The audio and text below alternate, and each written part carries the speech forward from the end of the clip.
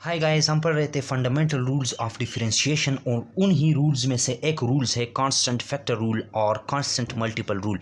मतलब ये है, अगर आपके पास एक फंक्शन है y इज़ इक्वल टू एक कांस्टेंट मल्टीप्लाई हो रहा है उस y के फंक्शन के साथ, तो इसका डेरिवेटिव कैसे मालूम करेंगे। तो गाइस, हमें पता है कि फंक्शन एक ऐसे रिलेशनशिप का नाम है कि अगर u y का फंक्शन है तो जब u में थोड़ा सा चेंज आएगा सिग्मा यू, तो इसी चेंज की वजह से y में भी चेंज आएगा और इसको हम सिग्मा y कहते हैं। ठीक है गाइस, अब यहाँ से आगे देखें गाइस, y यानी कि sigma y is equal to c into u plus sigma u minus y, और वाई की जगह मैं लिख सकता हूँ सी यू।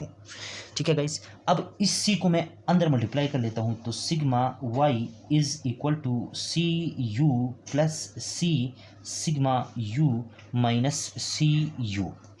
ये सी यू और ये सी यू कैंसिल हो जाएंगे, तो हमें मिल जाएगा sigma y is equal to c sigma u. ठीक है गाइज, यहाँ से आगे हम ए बी इनिशियो मेथड, ये ए बी इनिशियो मेथड से हम सॉल्व कर रहे हैं इस जनरल केस को।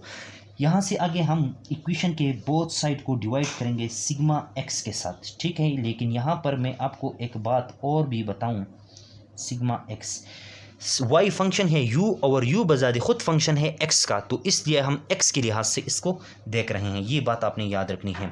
यहाँ से आगे हम क्या करते हैं गाइस, लिमिट ले लेते हैं। क्या ले लेते हैं? लिमिट। अगर आपने पिछले लेक्चर्स नहीं देखे तो मैं सजेस्ट कर रहा हूँ आप लोगों को कि वो आप लाजमी देखें, यहाँ पर आपको मज़ा आएगा। फिर c और लिमिट लिया जाएगा sigma x approaches to 0 of sigma u divide by sigma x यहाँ पर।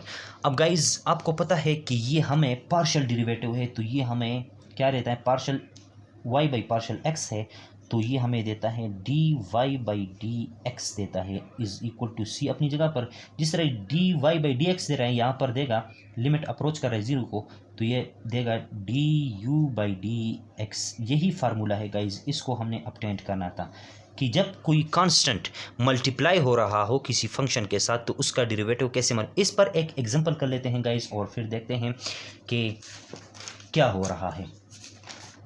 देखिए गाइस, हमारे पास एक इक्वेशन है, एक फंक्शन है y is equal to 3x square. एक कांस्टेंट है 3, वो मल्टीप्लाई हो रहा है एक फंक्शन x के साथ, x स्क्वायर के साथ, और y फंक्शन है x का।